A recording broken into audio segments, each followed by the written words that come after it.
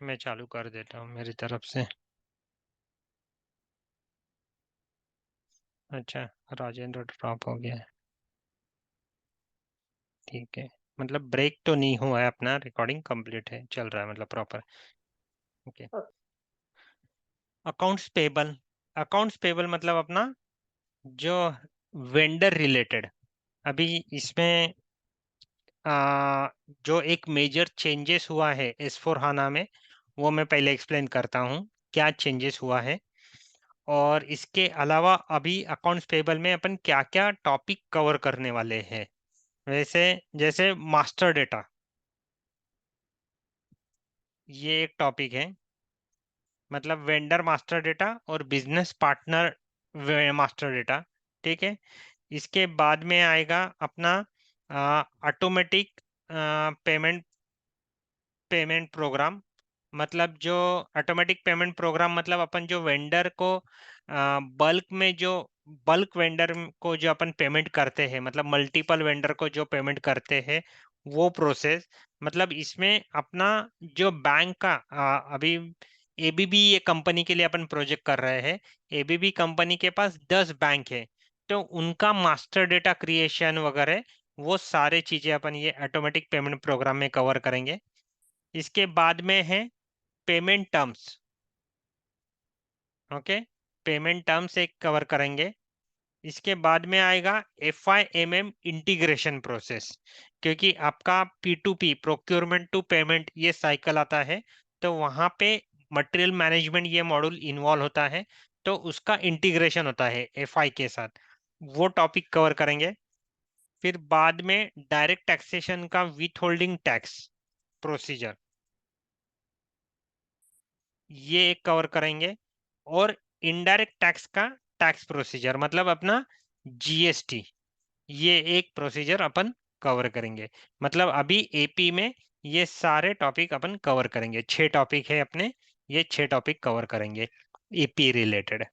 क्योंकि एपी मतलब इसमें काफी सारा रोल आता है एज फाइनेंस कंसल्टेंट। और एक चीज, जब अगर आप बड़े आईटी कंपनी में जॉब करते हैं और वहां पे आप अगर एमएनसी प्रोजेक्ट हैंडल कर रहे हो, तो एमएनसी प्रोजेक्ट में क्या होता है, ये जो सब मॉड्यूल अपन देख रहे हैं ना, जैसे अभी एक जनरल लेजर हो गया, अकाउंट्स पेबल एक सब मॉड्यूल है, अकाउंट्स रिसीवेबल एक सब मॉड्यूल है, एसेट अकाउंटिंग है ये सब मॉड्यूल। तो सब मॉड्यूल स्पेसिफिक कंसल्टेंट अपॉइंट होते हैं प्रोजेक्ट में। अगर विलास ये अगर अकाउंट्स पेबल पे ही अपॉइंट हो रहा है, मैं सिर्फ अकाउंट्स रिसीवेबल पे अपॉइंट हो रहा, आप सिर्फ जनरल लेजर पे अपॉइंट हो रहे, तो आपको सिर्फ जनरल लेजर रिलेटेड ही इशू हैंडल करने हैं, मुझे सिर्फ accounts receivable related issue handle करने हैं, विलास सिर्फ accounts payable related issue handle करेगा। ऐसे रोल्स एंड रिस्पॉन्सिबिलिटी डिवाइड होती है। यही उल्टा होता है अगर आप डोमेस्टिक प्रोजेक्ट पे अगर काम कर रहे हो, तो आपको सभी मॉडल देखने पड़ते हैं, एसेट अकाउंटिंग भी, जनरल लेजर भी, एपी, एआर, सारे मॉडल। क्योंकि डोमेस्टिक प्रोजेक्ट पे टीम साइज ज्यादा बड़ी नहीं रहती। हाँ, इन केस ऑफ ऑर्गेनाइजेशन, आपका क्लाइंट ऑर्गेनाइजेशन बड़ा है, मतलब उसका 10 कंपनी कोड है, पूरे इंडिया में उसका प्रेजेंस है, उस केस में टीम साइज बड़ी रहेगी। मगर अगर आपका कंपनी कोड 3-4 कंपनी कोड है आपके क्लाइंट के पास, तो एक मॉडल के लिए एक कंसल्टेंट ऐसा रोल्स रहता है, और उसको सारे मॉडल हैंडल करने पड़ते हैं। मत सारे मॉडल मतलब फाइनेंस के सारे मॉडल। ठीक है। तो आ, एक मॉडल पे फोकस करके नहीं चलता फिर वैसे। और इंटरव्यूज में भी ऐसे ही होता है कि आपने अगर जनरल लेजर रिलेटेड आपने प्रिपरेशन किया है, मगर जो इंटरव्यू लेने वाला है वो, उसको अच्छा नॉलेज एसेट अकाउंटिंग का है, अकाउंट्स पेबल का है, तो वो ज्यादा फोकस जो है वो अकाउंट्स पेबल या फिर एसेट अकाउंटिंग पे करेगा। तो ऐसे इंटरव्यू के पॉइंट ऑफ व्यू से भी एक मॉड्यूल करके बाकी ऑप्शन को रखते हैं, ऐसे भी नहीं कर सकते। सारे मॉड्यूल मतलब हैंड्स ऑन एक्सपीरियंस के साथ होने चाहिए इंटरव्यू पॉइंट ऑफ व्यू से। क्लियर। अभी अपन सबसे पहले मास्टर डेटा देखते हैं।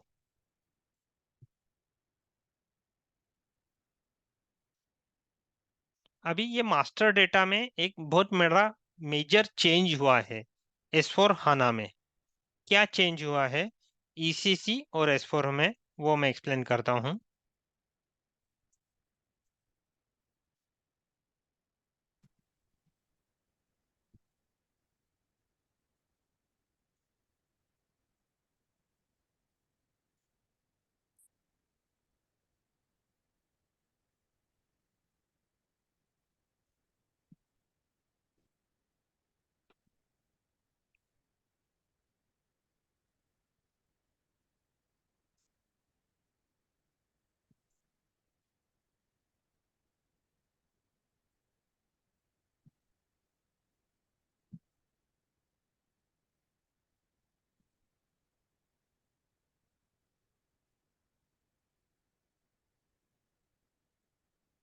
अभी ECC में कस्टमर या वेंडर मास्टर अगर क्रिएट करना रहता था तो उसके लिए हर एक के लिए अलग अलग टी कोड थे।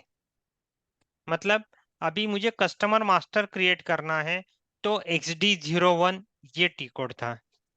अगर मुझे उसमें चेंज करना है मास्टर डेटा में तो XD02 टी कोड था। अगर मुझे सिर्फ डिस्प्ले करना है तो मुझे XD03 टी कोड से मैं डिस्प्ले कर सकता था। तो ऐसे अलग अलग टी कोड थे, कस्टमर के लिए अलग थे और वेंडर के लिए अलग थे ये टी कोड। मतलब टोटल 12 टी कोड थे ये पूरे, सिर्फ कस्टमर और वेंडर मास्टर के लिए। S4 हाना में ये सारे टी कोड जो है 12 के 12 ये ऑब्सोलीट हो चुके हैं। इसकी जगह S4 हाना में एक ही टी कोड आया है, BPT कोड, बिजनेस पार्टनर। मतलब आपको मास्टर डेटा भी क्रिएट इसी टी कोड से करना है, चेंज भी इसी टी कोड से करना है और डिस्प्ले भी इसी टी कोड से करना है, वेंडर और कस्टमर दोनों। ये एक मेजर चेंज हुआ है। क्लियर?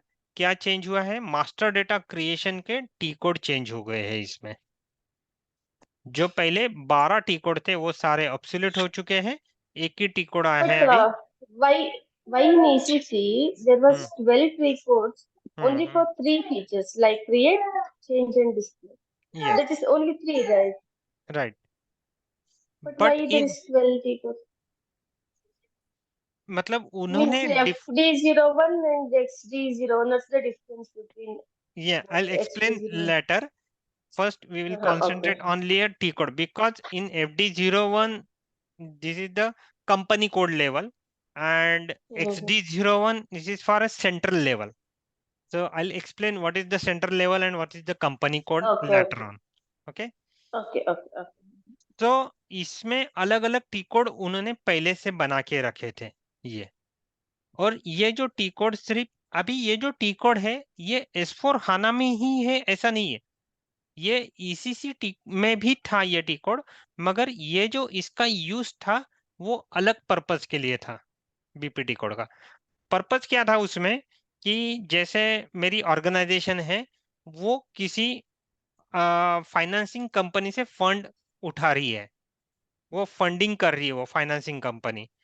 तो वो जो फंडिंग जो कर रही है उसको अपने को इंटरेस्ट देना पड़ता है डे बेसिस पे, इंटरेस्ट कितना है। और वो जब फंडिंग कर रही है अलग अलग प्रोजेक्ट पे फंडिंग कर रही है। अभी मेरी प्रोजेक्ट बेस्ड कंपनी है तो मेरा एक प्रोजेक्ट चल रहा है, रोड कंस्ट्रक्शन का प्रोजेक्ट चल रहा है मुंबई टू पूना का। ठीक है, तो वो प्रोजेक्ट के लिए फंडिंग किया है, समझ लो 10 करोड़ रुपीज।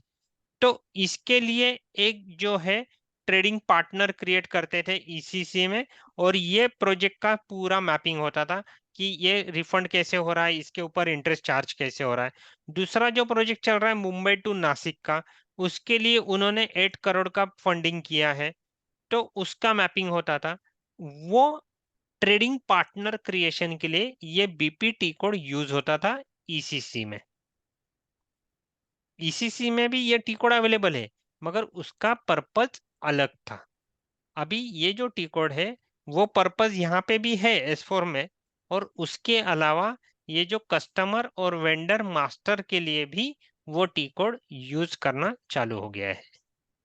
मतलब आप क्रिएट, चेंज और डिस्प्ले ये सारे इसमें ही आ गए हैं, क्योंकि वो जो फंक्शनैलिटी है ऑलरेडी इनबिल्ट है वो टी कोड में, क्रिएट, चेंज और डिस्प्ले की। क्लियर डिफरेंस क्या है इसमें? अभी आप Yes, पूछो। yes. आप क्रिएट चेंज का कुछ क्वेश्चन कर रहे थे आप।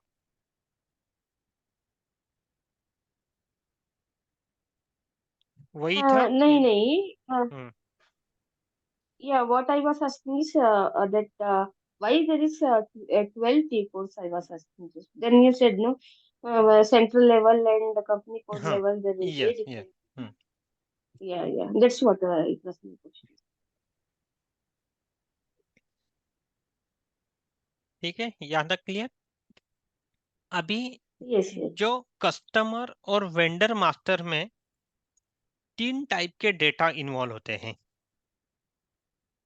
ओके, फर्स्ट होता है जनरल डेटा। अभी ये जनरल डेटा में क्या क्या इंफॉर्मेशन आती है? आपका name, address, contact details. Okay, आपके जो टैक्स रिलेटेड जो नंबर रहते हैं, मतलब पैन नंबर, जीएसटी नंबर, अभी इंडिया में एमएसएमई नंबर करके आता है, ठीक है, मतलब टैक्स रजिस्ट्रेशन नंबर, ये सारी जो इंफॉर्मेशन आती है ये किसके अंडर आती है? जनरल डेटा के अंडर आती है। सेकंड जो है कंपनी कोड लेवल डेटा। अभी कंपनी कोड लेवल डेटा मतलब क्या आता है? आपका यहाँ पे आएगा सन्ड्री, अगर वेंडर है तो सन्ड्री क्रेडिटर्स का जीएल। ओके, अगर कस्टमर है तो सन्ड्री डेटर्स का जीएल आ जाएगा। पेमेंट टर्म्स आएगी आपकी, बैंक डिटेल्स यहाँ पे आ जाएंगे वेंडर के। यहाँ पे आएंगे आपके with holding tax information, payment method, ये इंफॉर्मेशन आपकी कंपनी कोड लेवल पे आएगी, ठीक है। और आखिरी में आता है, अगर वेंडर रहा तो परचेस डेटा आता है। अभी परचेस डेटा मतलब ये परचेस डेटा किससे रिलेवेंट है? अगर समझ लो एक मेरा वेंडर है, यूवी टेक करके मेरा एक वेंडर है, ठीक है। अभी ये जो वेंडर से मैं परचेस करता हूँ कुछ भी, या उससे मैं सर्विस लेता हूँ, तो मैं परचेस ऑर्डर क्रिएट करता हूँ। तो जिस वेंडर का मैं परचेस ऑर्डर क्रिएट कर रहा हूँ, तो वो उनका जो मास्टर डेटा है उनका, ये परचेस ऑर्डर परचेस डेटा में फॉल होता है। मतलब मुझे परचेस ऑर्डर के लिए कुछ इंफॉर्मेशन लगती है, परचेस ऑर्गेनाइजेशन, ये मटेरियल मैनेजमेंट रिलेटेड है, ठीक है। फिर उसमें करेंसी आएगी मेरी। ओके, ये सारी इंफॉर्मेशन मेरे परचेस डेटा में आती है। ओके, ये मेरा पूरा इंफॉर्मेशन हो गया वेंडर रिलेटेड।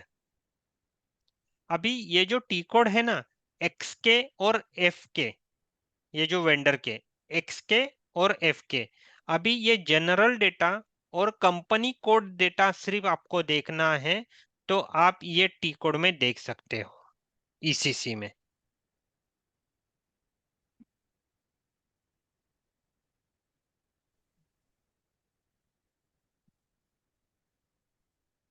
ओके, अगर आपको ये तीनों इंफॉर्मेशन देखनी है, general data, company code data और परचेस डेटा, तो वो आपको देखने को मिलेगी ये 3 टी कोड में। ये उसमें डिफरेंस है।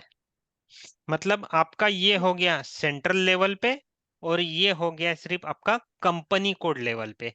मतलब कंपनी कोड लेवल पे अगर आपने कोई वेंडर क्रिएट किया, तो सिर्फ आप वो नॉन पीओ यूटिलिटीज बिल का जो इनवॉइसिंग है वो आप कर सकते हैं। वो वेंडर का आप परचेस ऑर्डर नहीं क्रिएट कर सकते, अगर आपने कंपनी कोड लेवल पे अगर इंफॉर्मेशन मेंटेन की होगी तो। ये जो है ना, ये जो इंफॉर्मेशन दी मैंने, ये बताई ना, ये अपने बीपी टी कोड में भी ऐसे ही मेंटेन होती है, इसमें कुछ भी डिफरेंस नहीं है। मगर एक ही चेंज हुआ है कि अपना टी कोड एक ही है अभी, बीपी टी कोड। जो यहाँ पे कितने थे, 6 टी कोड थे। सेम कस्टमर का है। अभी कस्टमर में क्या आएगा इंफॉर्मेशन में, मेरा जनरल डेटा तो सेम रहेगा, कंपनी कोड डेटा भी सेम रहेगा। सिर्फ यहाँ पे कस्टमर के केस में क्या आएगा, मेरा सेल्स ऑर्गेनाइजेशन। इसमें सेल्स ऑर्गेनाइजेशन आएगा। फिर यहाँ पे पार्टनर फंक्शनैलिटी आ जाती है। मेरे पास एक चार्ट बना हुआ है, मैं वो वर्ड में कॉपी करके शेयर कर देता हूँ, ये जो एक्सेल शेयर करूंगा तब। ठीक, ये क्या क्या इंफॉर्मेशन आती है कस्टमर और वेंडर में, उसका चार्ट बना हुआ है, तो वो मैं शेयर कर दूं। ठीक है, तो ये जो है सेल्स ऑर्गेनाइजेशन, जनरल डेटा और कंपनी कोड डेटा देखना है, तो उसके लिए ये 3 टी कोड थे। और सिर्फ मुझे जनरल डेटा और कस्टमर का कंपनी कोड डेटा देखने के लिए ये टी कोड सफिशिएंट है। ये उसमें फर्क था, मतलब ये मेरा सेंट्रल लेवल और ये मेरा हो गया कंपनी कोड लेवल पे। क्लियर? वैसे ही सेम अपने बीपीटी कोड में भी अपीयर होने वाले हैं, central level, company code level, purchase data या सेल्स ऑर्गेनाइजेशन डेटा, वैसे ही है। कोई डाउट कंफ्यूजन इसमें अभी?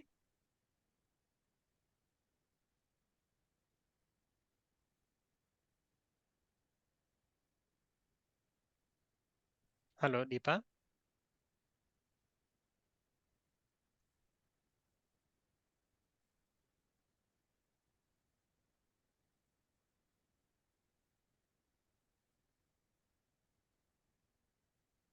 ओके,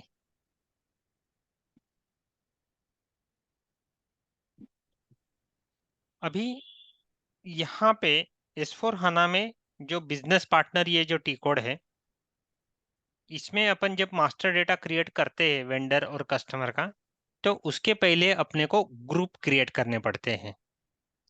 एक ग्रुप रहेगा मेरा बिजनेस पार्टनर का ग्रुप रहेगा, ओके, और एक कस्टमर या वेंडर का मेरा ग्रुप रहेगा। ठीक है, इसमें बिजनेस पार्टनर में मतलब S4 हाना में अपन, जैसे मेरा ये वेंडर है और यही मेरा कस्टमर अगर होगा, तो मुझे अलग से नंबर रेंज बनाने की जरूरत नहीं है। मेरा एक ही नंबर मैं यूज करता हूं, कर सकता हूं एज अ कस्टमर या वेंडर। ओके, वो प्रोविजन अवेलेबल है। यहाँ पे मुझे अलग अलग नंबर क्रिएट करना पड़ता था, मगर ये जो मास्टर डेटा में यहाँ पे ईसीसी में एक फैसिलिटी उन्होंने दी थी इन कस्टमर इन और वेंडर की। तो अगर मैं ये कस्टमर मास्टर में वेंडर नंबर मेंटेन कर दूं, तो वो अलाउ करता था वही नंबर के लिए। मगर यहाँ पे वैसे जरूरत नहीं अलग नंबर क्रिएट करने की, आपका एक ही नंबर एज अ कस्टमर और वेंडर आप यूज कर सकते हो। ठीक है, यहाँ पे अपने 2 मास्टर डेटा बनेंगे, एक आपका बिजनेस पार्टनर और एक आपका कस्टमर या वेंडर। जब आप ECC to S4 Hana migration करते हो ना, अभी समझ लो मतलब अपना ब्राउनफील्ड प्रोजेक्ट हो, ईसीसी टू S4 हाना जब माइग्रेशन करते हो आप, तब आपको सबसे पहली जो स्टेप है, ये जो है ना वेंडर मास्टर और कस्टमर मास्टर, वो बिजनेस पार्टनर में कन्वर्ट करना पड़ता है, तब जाके आपका प्रोजेक्ट आगे आगे मूव होता है। सबसे पहली स्टेप्स ये वेंडर और customer conversion into business partner, ये स्टेप है जब आप ब्राउनफील्ड माइग्रेशन करते हो। तो ब्राउनफील्ड माइग्रेशन करते हो या फिर ग्रीनफील्ड माइग्रेशन करते हो, तो उसमें कुछ कंडीशंस है। क्या कंडीशंस है वो एक्सप्लेन करता हूँ। मतलब ईसीसी और S4 हाना में वो डिफरेंस है। अभी ईसीसी में अपने कस्टमर के लिए वेंडर के लिए अलग अलग टी कोड थे क्रिएशन और चेंज के लिए, राइट? अभी यहाँ पे तो अपना एक ही टी कोड है। अगर मेरा ईसीसी का मैं सिनेरियो बताता हूँ, ये मेरा डोमेस्टिक वेंडर ग्रुप है। इसका मेरा नंबर रेंज का नंबर है DOM1, ठीक है। और मेरी जो मास्टर डेटा की जो नंबर सीरीज है, वो नंबर सीरीज जो स्टार्ट हो रही है 1 2 3 4 5 6 7 8, ठीक है।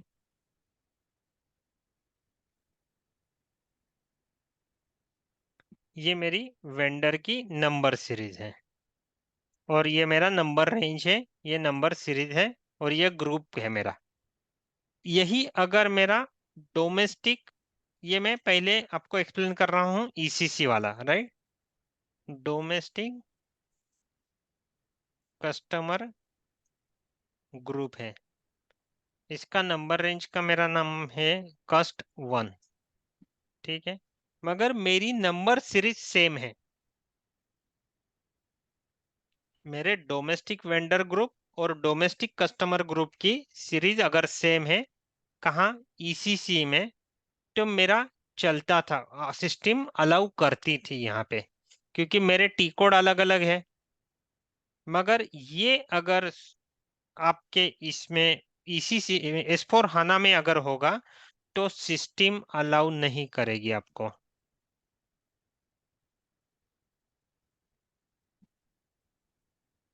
क्योंकि आपका टी कोड एक है, कस्टमर वेंडर मास्टर का, क्रिएशन चेंज का, सबका। तो आपको एक तो वेंडर की नंबर सीरीज चेंज करनी पड़ेगी या फिर कस्टमर की नंबर सीरीज चेंज करनी पड़ेगी, ठीक है। ये ओवरलैप नहीं होना चाहिए। इवन ये अगर नंबर रेंज का ग्रुप का नाम भी, मतलब ये नंबर भी सेम रहा, तो भी सिस्टम अलाउ नहीं करती। आपको अलग अलग नंबर रेंज का नंबर रखना पड़ता है और नंबर सीरीज भी अलग अलग रखनी पड़ती है। क्लियर।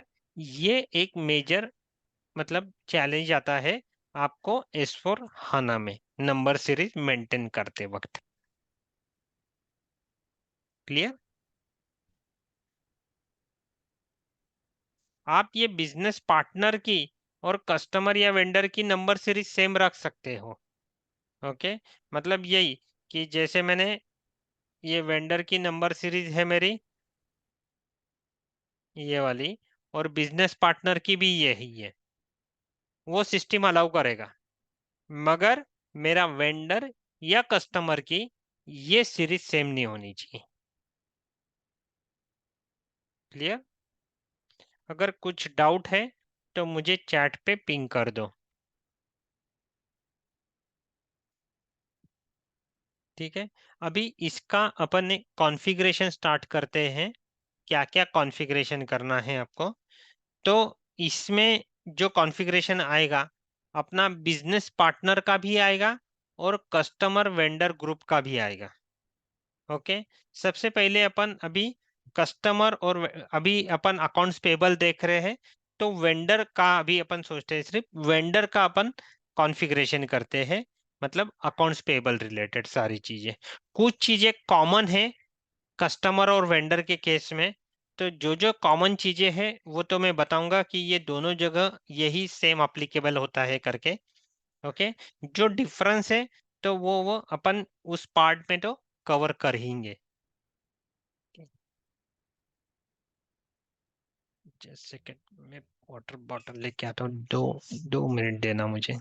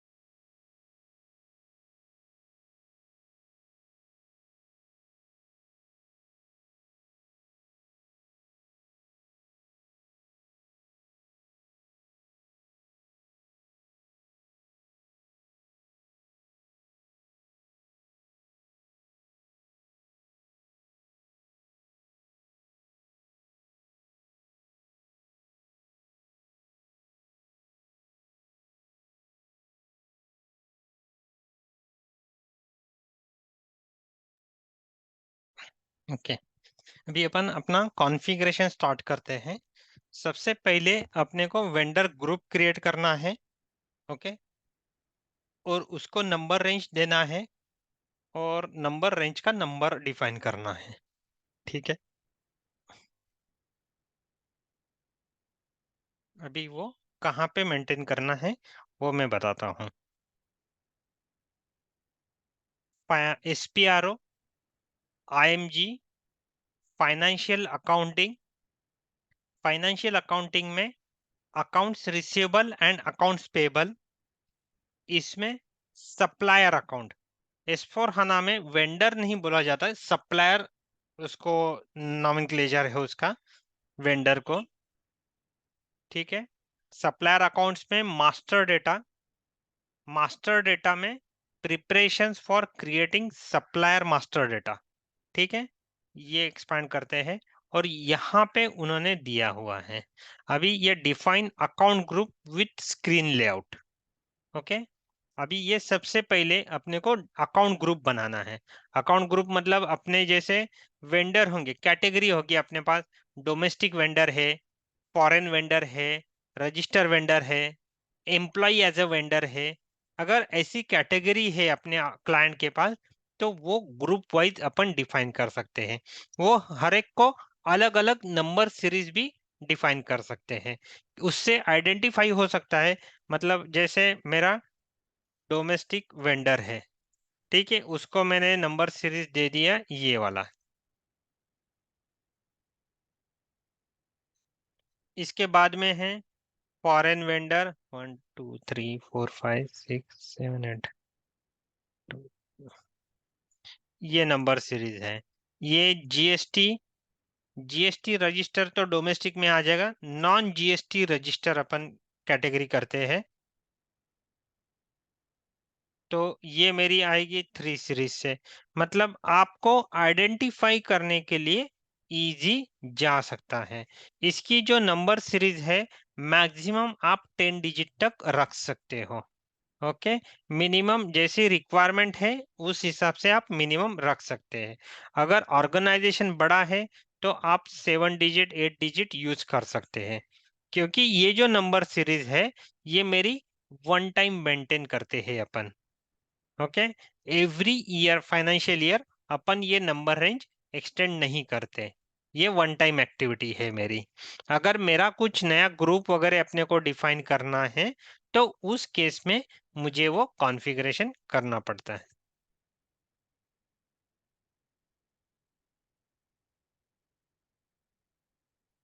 क्लियर? ये ऐसे ग्रुप है और अलग अलग नंबर सीरीज। मतलब इससे मतलब मेरा 2 सीरीज का नंबर आ गया तो मेरा ये कौन सा है, फॉरेन वेंडर है। 3 सीरीज मतलब ये नॉन जीएसटी रजिस्टर वेंडर है। ये ऐसे अपन आइडेंटिफाई कर सकते हैं इजीली। तो अभी अपन एक ग्रुप बनाएंगे डोमेस्टिक वेंडर का।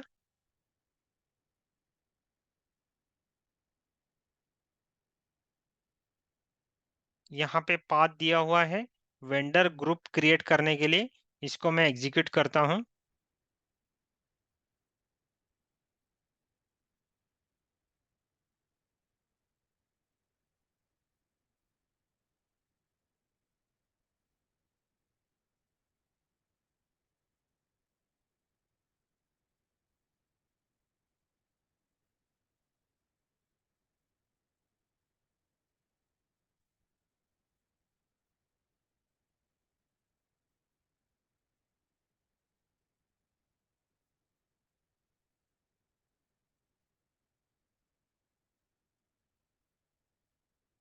ठीक है, ये मेरी लिस्ट ओपन हो गई।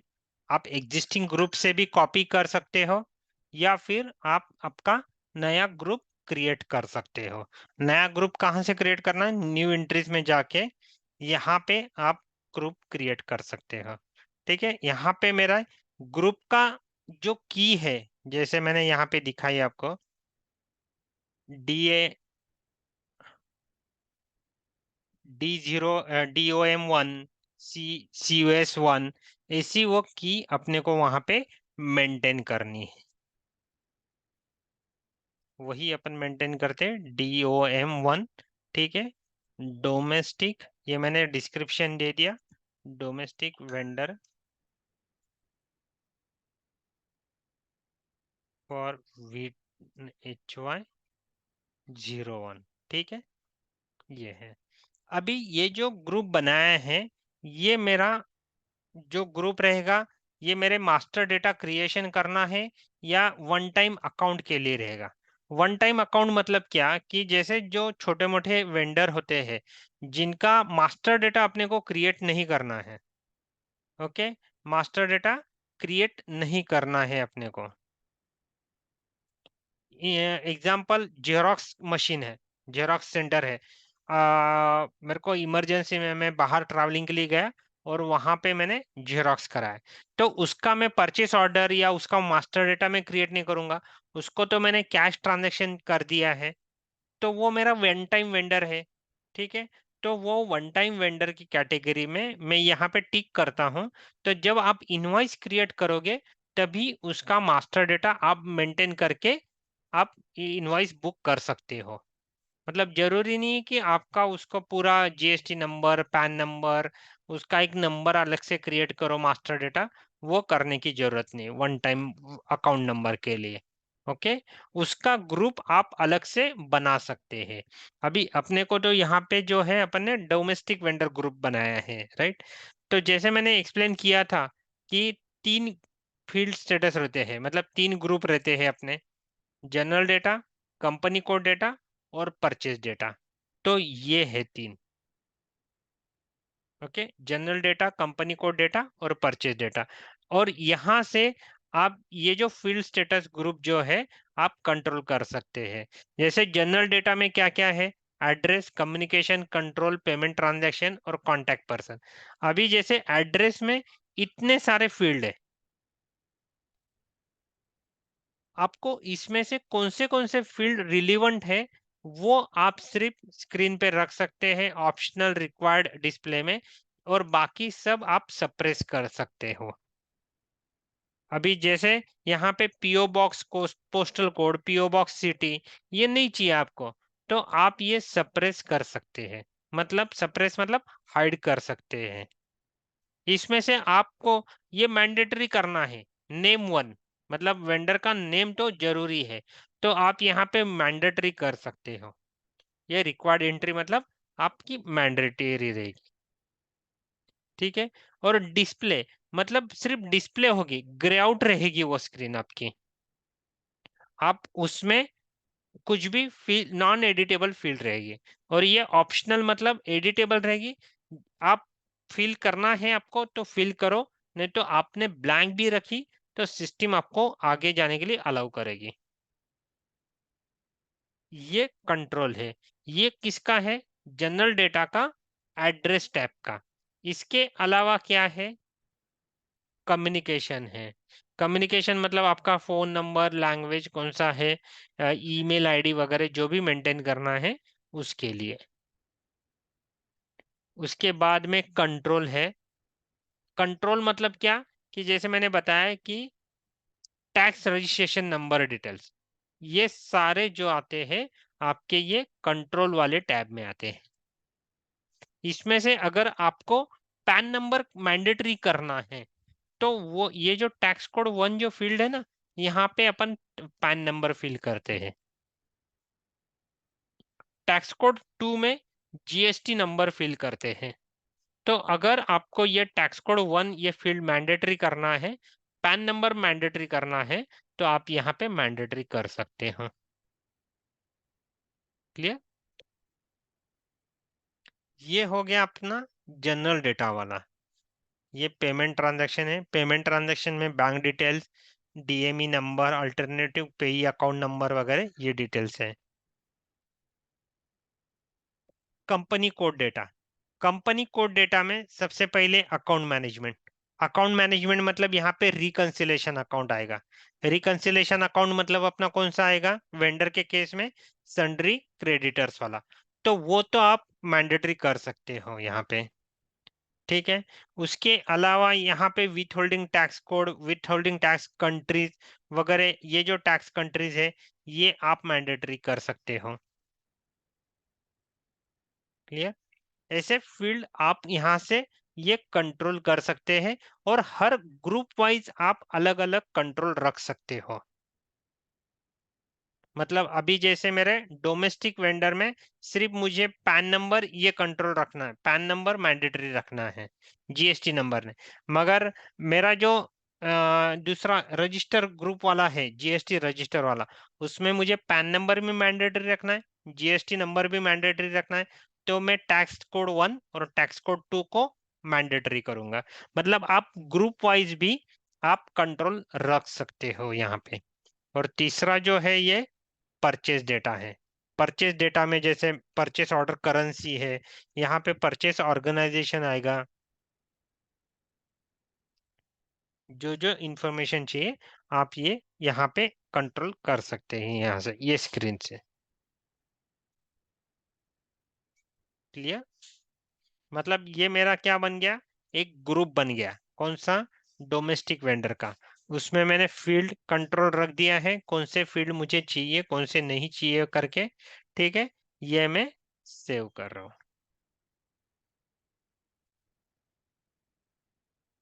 ओके, अभी ये तो मेरा ग्रुप बन गया। अभी ये ग्रुप को मुझे नंबर रेंज देना है। जो मैंने नंबर रेंज डिसाइड की है टू बी डॉक्यूमेंट में, उसकी मुझे नंबर रेंज मेंटेन करना है यहाँ पे।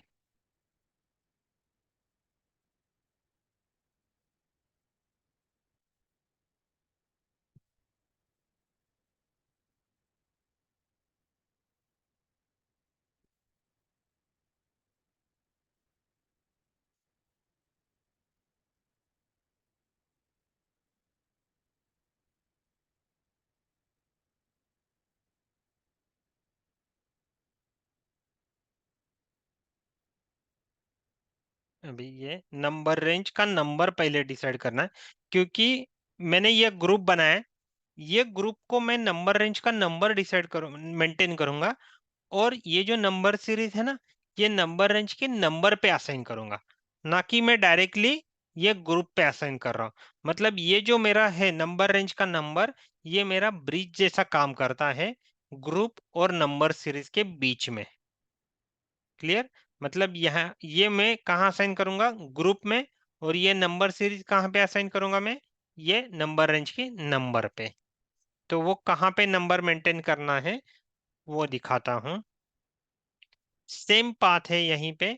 SPRO, IMG, financial accounting, accounts receivable, accounts payable, okay, supplier account, master data, preparation for creating supplier master data, और उसमें assign number range to vendor account group.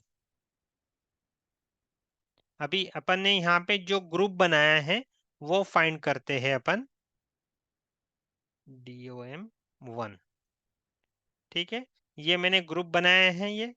इसको अभी नंबर रेंज, मुझे number range का नंबर ये assign करता हूँ। यहाँ पे मैंने दे दिया एंड और एच।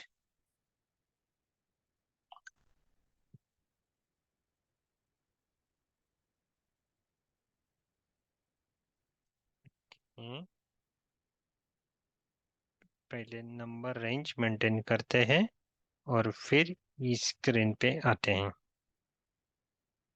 अभी पहले मुझे वो एरर क्या मैसेज आया कि आप पहले नंबर रेंज डिफाइन करो, फिर आप इसको असाइन करो। तो मैं यहाँ पे नंबर रेंज जो है ये डिफाइन कर रहा हूँ। ये जैसे अपन ने देखा था FBN1T कोड में, डॉक्यूमेंट टाइप वाइज अपन ने नंबर रेंज मेंटेन की थी ना अपन ने, वैसे ही यहाँ पे ये तीनों टैब यूज होते हैं। इंटरवल्स मतलब यहाँ पे ये पहला डिस्प्ले वाला है, ये अपन चेंज या क्रिएट वाला कर सकते हैं। और ये एनआर स्टेटस मतलब क्या है, अपना कंज्यूम वाली नंबर सीरीज आती है यहाँ पे। अभी ये इंटरवल्स में मैं गया। ठीक है, यहाँ पे मैं इंसर्ट लाइन करूंगा, क्योंकि मेरी नंबर रेंज फर्स्ट टाइम में मेंटेन कर रहा हूँ मेरी। तो ये मैं इंसर्ट कर रहा हूँ यहाँ पे। यहाँ पे मैंने डाला एंड और एच।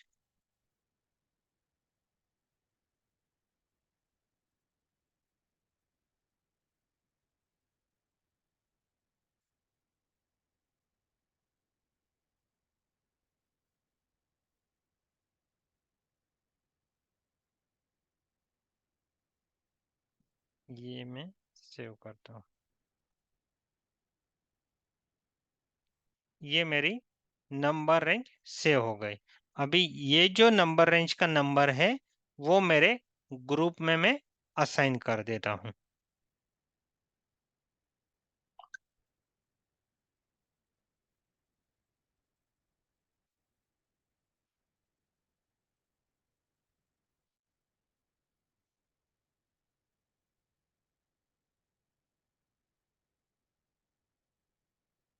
ठीक है, ये मेरा सेव हो गया।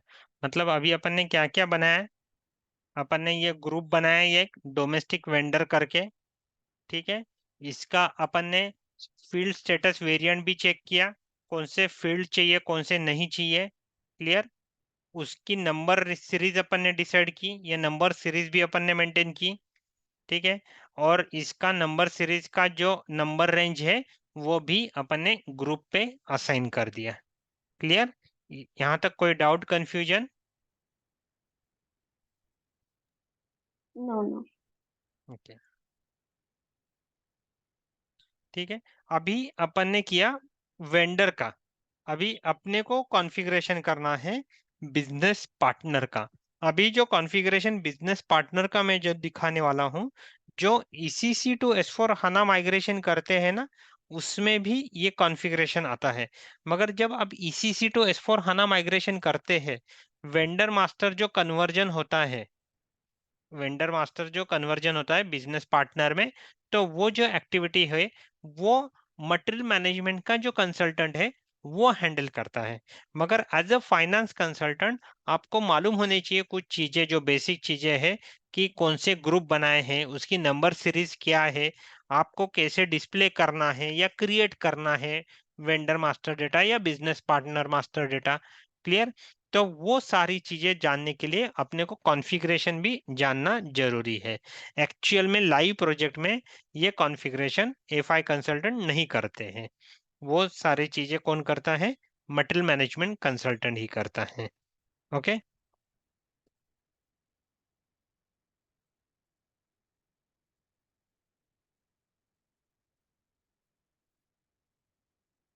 अभी अपन बिजनेस पार्टनर का कॉन्फ़िगरेशन देख रहे हैं। उसका जो पाथ है, सबसे पहले अपने को बिजनेस पार्टनर एक्टिविटी स्टार्ट करने के लिए वो एक्टिवेट करना है। अपने को बिजनेस पार्टनर जो एक्टिविटी करने के लिए अपने को एक्टिवेट करना है। तो एक्टिवेट करने के लिए जो पाथ है दिया गया है वो है SPRO IMG cross application component.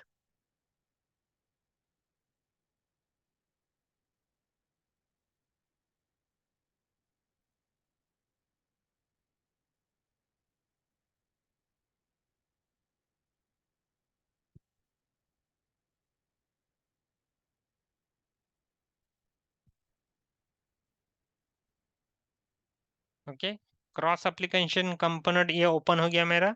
उसके बाद में है जनरल एप्लीकेशन फंक्शंस। ओके, उसके बाद में है post processing.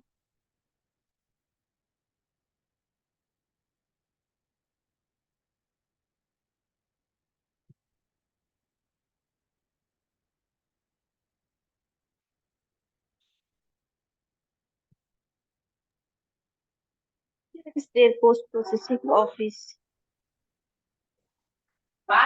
below that correspondence? Little more. Yeah. Post processing office. Post Oh, yes. Processing office. Okay, उसके बाद में है आपका बिजनेस प्रोसेसिंग, बिजनेस प्रोसेसेस। और यहाँ पे आपका आता है activate creation of post processing orders. ये सबसे पहले अपने को एक्टिवेट करना है। ओके, यहाँ पे एक्टिवेट करने के लिए यहाँ पे अभी बाकी भी फंक्शनलिटी यहाँ पे एक्टिवेट की है ट्रेनिंग सर्वर पे। मेन जो रहता है ना, ये जो AP-MD CVI_03, ये आपको मेंटेन करना है और ये आपको एक्टिवेट करना है। ये एक्टिवेट करना मतलब यहाँ पे आपको टिक देना है। तो ये जो बिजनेस पार्टनर जो कॉन्फ़िगरेशन का जो सेटिंग्स है, ये उसका सबसे पहले स्टेप्स है। क्या कर रहे हैं अपन? एक्टिवेट पोस्ट प्रोसेसिंग ऑर्डर्स, उसका ये पाथ है। SPRO IMG cross application component general application function. मेरे पास एक डॉक्यूमेंट्स है इसका पूरा स्टेप बाय स्टेप। अभी जो स्टेप अपन चालू कर रहे हैं उसका वो मैं शेयर कर दूंगा आपको। ओके, कल के डॉक्यूमेंट्स मिल गए ना वो न्यू जीएल कंसेप्ट के वगैरह? Yes, we received. ओके, तो ये सबसे पहले एक्टिवेट करना है। क्लियर? इसके बाद में सेकंड स्टेप है पोस्ट प्रोसेसिंग ऑफिस एक्टिवेट करने के बाद में इसको असाइन करना है।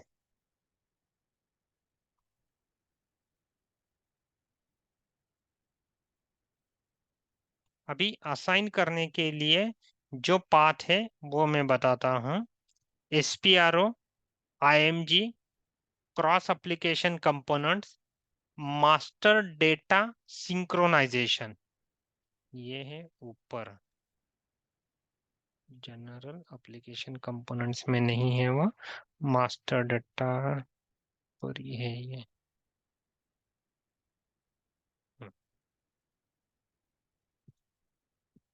मास्टर डेटा सिंक्रोनाइजेशन, इसके बाद में सिंक्रोनाइजेशन कंट्रोल, और सिंक्रोनाइजेशन कंट्रोल में ये जो activate PPO request for platform objects in the dialog. Okay,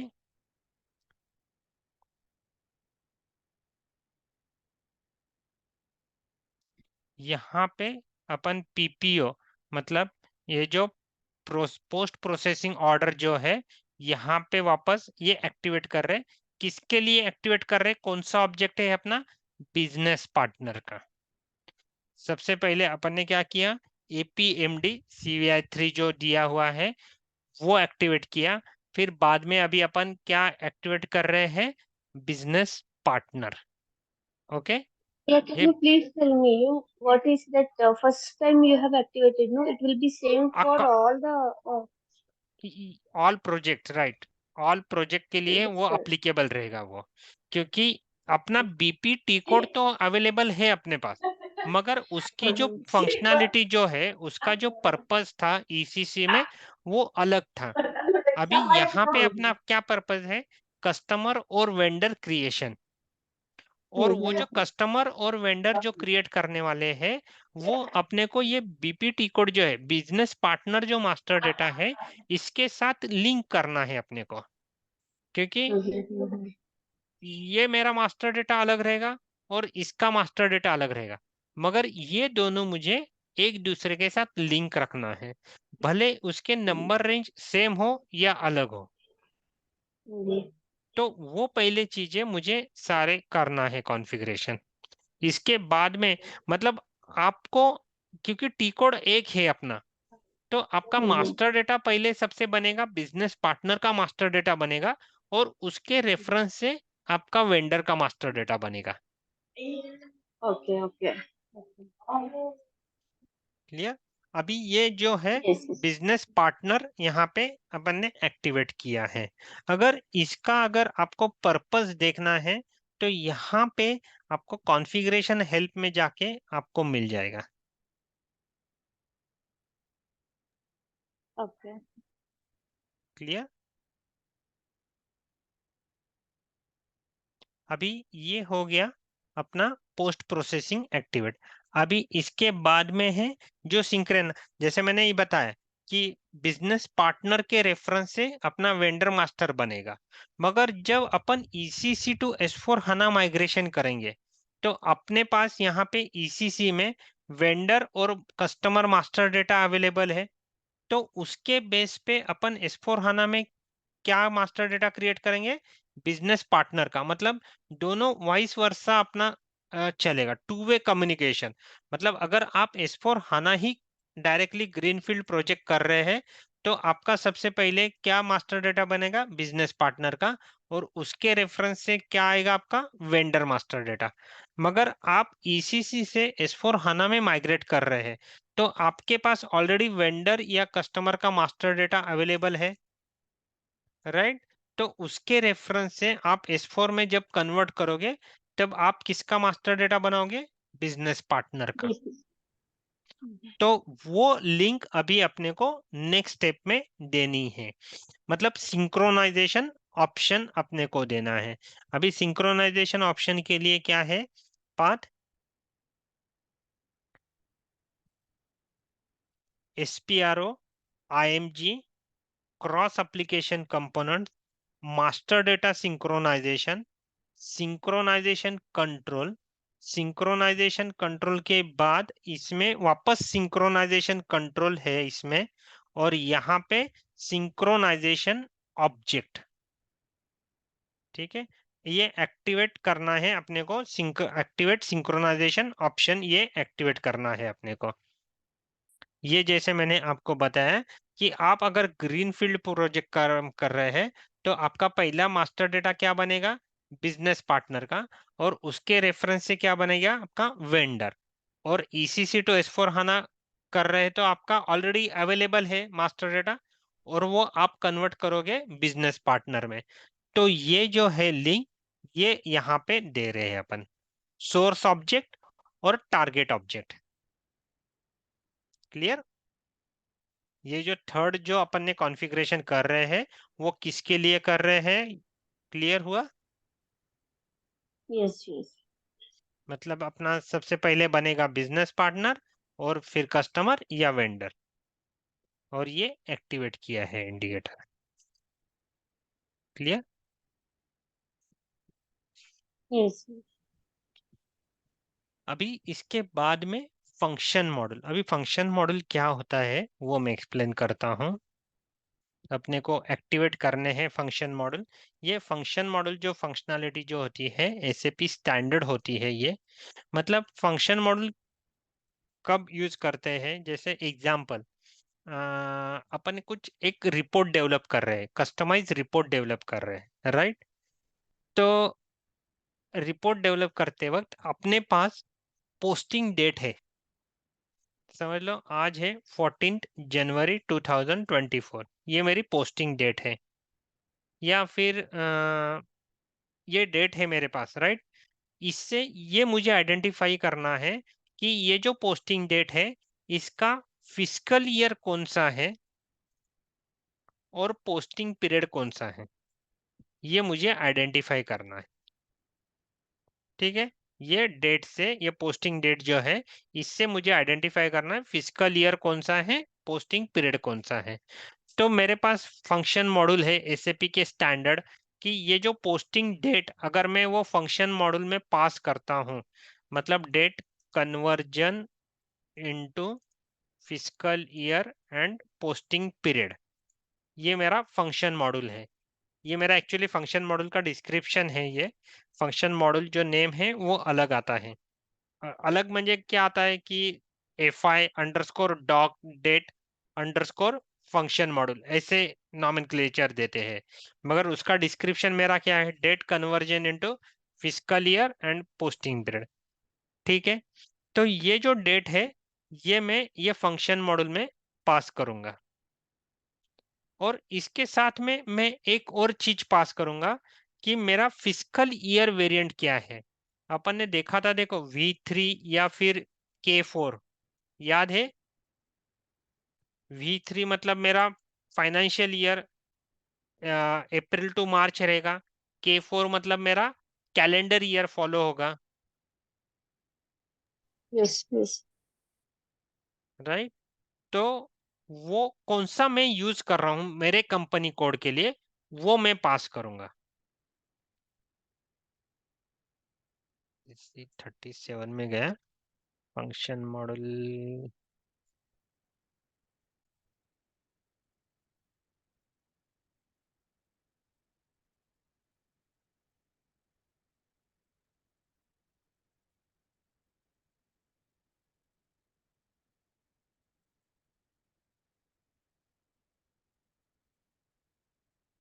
SAP function model date conversion into posting period.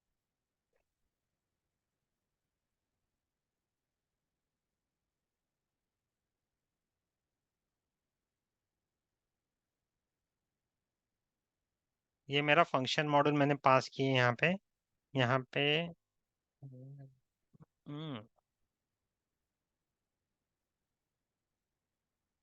Authorisation नहीं है।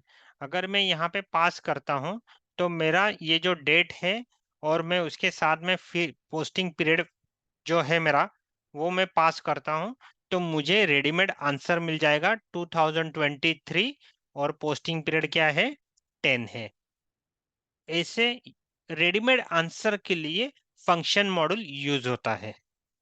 वैसे ही ये जो बिजनेस पार्टनर कन्वर्जन के लिए वेंडर मास्टर में या कस्टमर मास्टर में एसएपी ने स्टैंडर्ड में कुछ फंक्शन मॉड्यूल दिए हुए हैं, वो अपने को एक्टिवेट करने हैं। ओके, मतलब ये जो लिंक रहेगा अपना बिजनेस पार्टनर और वेंडर का लिंक रहेगा, क्योंकि ये जो है ना मास्टर डेटा अपन जो क्रिएट कर रहे हैं बिजनेस पार्टनर का या वेंडर का, ये जो दोनों मास्टर डेटा है अलग अलग टेबल में स्टोर होता है। जैसे ये जो बिजनेस पार्टनर का जो मेरा टेबल है BUT 000 और वेंडर मास्टर डेटा का टेबल है LFA1 और LFAB1। LFA1 जो है मेरा जनरल डेटा के लिए है और LFB1 जो है ना ये मेरा कंपनी कोड डेटा के लिए है।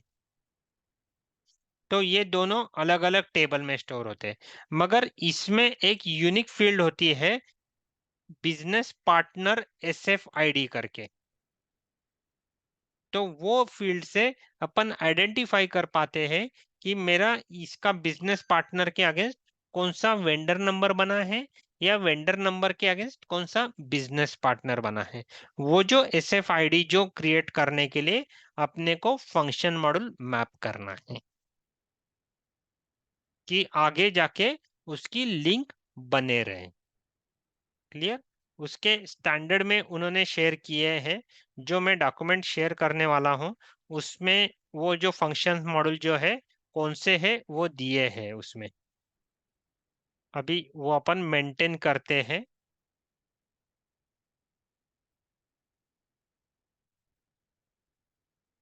उसका जो पाथ है SPRO IMG, मतलब थोड़ा टेक्निकल है मगर फिर भी मैं काफ़ी लेमन लैंग्वेज में एक्सप्लेन करने की कोशिश कर रहा हूँ।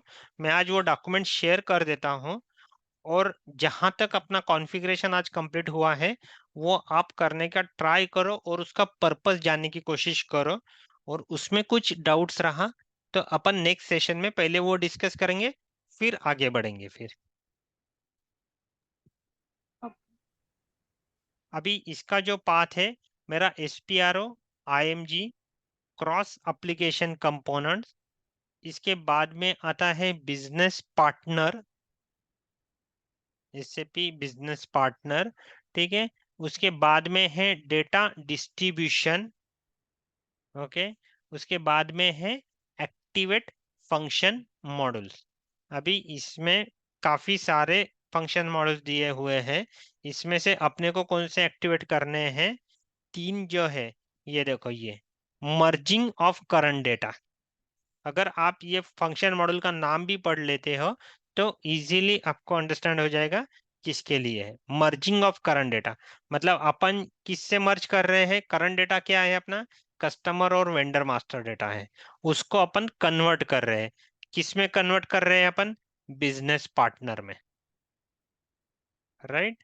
तो ये अपने को ये जो तीन है, ये एक, दो और ये तीन, ये तीनों को एक्टिवेट करना है।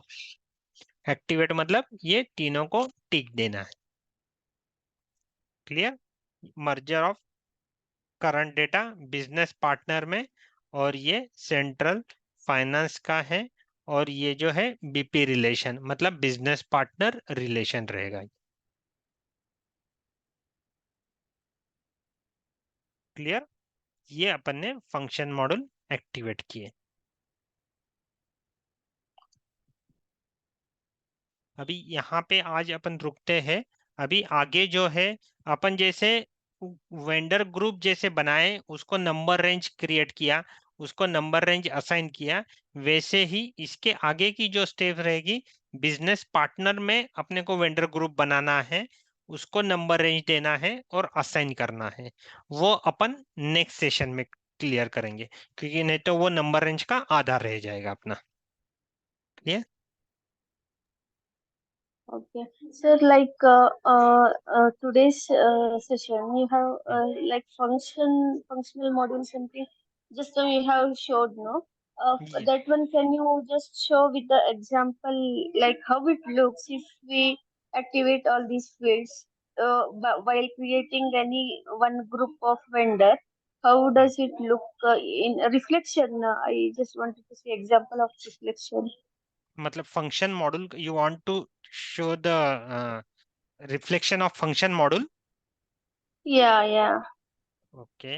अभी ये जो है, इसमें मेरा अथोराइजेशन नहीं है। एक सेकंड, मैं दूसरा एक मेरे पास है, उसमें अथोराइजेशन है। उसमें चेक करता, बताता हूँ मैं आपको।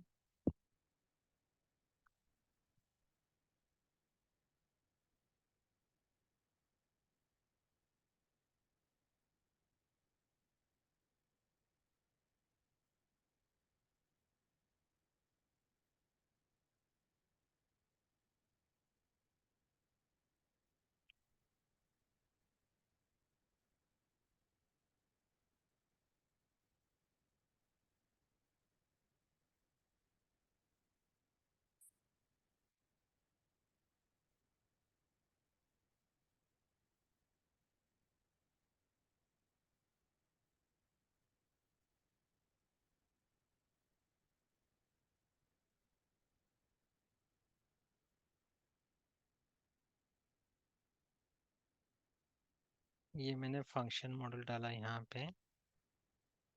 पे डेट डाल रहा हूँ आज की 14।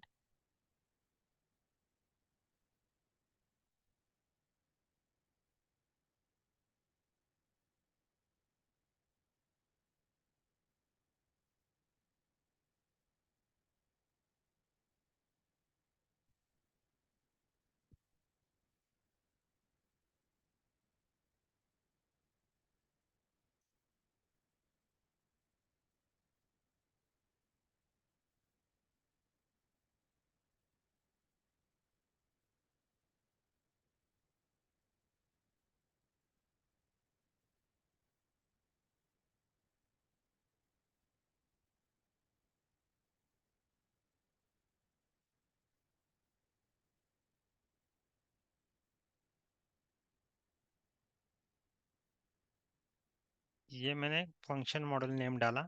यहाँ पे मैं डेट डालता हूँ, यहाँ पे आज की 14 जनवरी 2024, ठीक है। और ये मेरा पोस्टिंग पीरियड वेरिएंट मैंने V3 यहाँ पे डाला और एग्जीक्यूट किया। ये आ गया मेरा 10 और 2023, क्योंकि V3 क्या है मेरा, अप्रैल टू मार्च का है, राइट। अगर मैं यही चेंज करता हूँ यहाँ पे, ये मैं K4 डालता हूँ यहाँ पे, क्या आ गया मेरा, पोस्टिंग पीरियड One. 1 आ गया और 2024। क्यों? क्योंकि मेरा K4 मतलब क्या फॉलो करता है, कैलेंडर ईयर फॉलो करता है। ये मेरा जनवरी चालू हुआ है ये महीने में, तो मेरा फिजिकल ईयर भी Yeah. चेंज चेंज हो गया है 2024। तो ये ऐसे वर्क करता है फंक्शन मॉडल। मतलब आपको कस्टमाइजेशन जब करते हैं आप, तब आप अगर अकाउंटिंग एंट्री कर रहे हैं, आपने सिर्फ ये पोस्टिंग डेट डाला, मगर जो पोस्टिंग पीरियड जो है आपको फेच करना है, फिजिकल ईयर फेच करना है, तो वहां पे एबेपर ऐसे फंक्शन मॉडल पास करके ये वैल्यू पास करता है, तो आपको रेडीमेड वो Okay. डेटा मिल जाता है। वैसे Okay. ही अभी जो अपन 3 फंक्शन मॉड्यूल देखे ना, वैसे ही ये वर्क करेंगे, मगर अपने को ये मैन्युअली कुछ नहीं करना है। ये अपना जो रहेगा, ये वन टाइम कॉन्फ़िगरेशन रहेगा। Okay. In the same thing in vendor section also, या like यस, सेम। मतलब वहां पे AC37 में ये मेरा पास होगा फंक्शन मॉड्यूल, मर्ज अंडरस्कोर बूपा अंडरस्कोर सेंट्रल करके। मगर ये अपने को मैन्युअली पास करने की जरूरत नहीं, ये स्टैंडर्ड प्रोसेस है। आपको सिर्फ एक्टिवेट करना है। तो आप जब टी कोड यूज करेंगे, बीपी टी कोड, तो वो बैकग्राउंड में ये वर्क करेगा। Okay. My question is like, if we activate this, hmm uh, what reflection we will get in the vendor master data? No, means I didn't exactly understand what is the use of these three अभी activations. इसमें जो आप अगर ये activate करते हो, जैसे मैंने बताया कि ये जो लिंक है आपका बिजनेस Hmm. पार्टनर और वेंडर का, Hmm. हम्म तो Yes. Yes. ये मेरा डेटा जो है, बिजनेस पार्टनर का जो डेटा है, मेरे अलग टेबल में स्टोर होता है, BUT Mm-hmm. 000 में। और वेंडर Mm-hmm. मास्टर का जो डेटा मेरा स्टोर होता है, वो अलग टेबल में होता है, LFA1 Okay. LFB1। ठीक है। Okay. अभी Okay. यहाँ पे मेरा नंबर रहेगा, भले अपन नंबर रेंज सेम रखे अपन बिजनेस पार्टनर में और वेंडर में, ये मेरा सेम है। Okay. मगर अपन कैसे आइडेंटिफाई करेंगे कि ये नंबर और ये नंबर लिंक है एक दूसरे से? तो वहां पे Mm-hmm. जनरेट होता है मेरा बिजनेस पार्टनर SFID करके। Okay. Okay. वो अपना बैकग्राउंड में जनरेट होता है। वो नंबर मैं दिखाता हूँ आपको, BUT 000। अगर आप ये रन करते हो, Mm-hmm. ये वाला बिजनेस पार्टनर GID, ये जो है, ये यूनिक फील्ड है for linking between the partner, business partner and vendor master data. ये जो Okay. Number Okay. जनरेट करने के लिए अपन ये फंक्शन मॉड्यूल एक्टिवेट कर रहे हैं, ये लिंक Okay. जनरेट करने के लिए। ठीक है. क्योंकि okay. Okay. Got it. Hmm. ये देखो यहाँ पे क्या आया, ये मैंने टेबल नेम दिया, क्या टेबल का डिस्क्रिप्शन है? BP general data. बीपी. हम्म. और अगर मैं LFA1 पास करता हूं, तो मेरा उसका डिस्क्रिप्शन अगर आप देखोगे, तो उसका डिस्क्रिप्शन क्या है मेरा?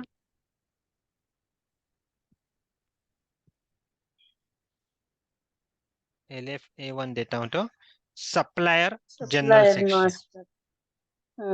या. ओके. Got it. ये got it. Now. Just to link from that BP to the supplier master. Yes, supplier और vendor. Okay. Vendor. Yeah, okay. Got it. Clear?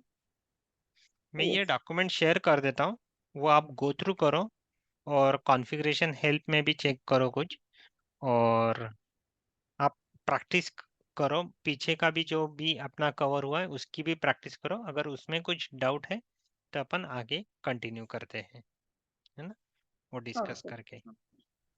Mm-hmm. Will stop here to the today. Yeah.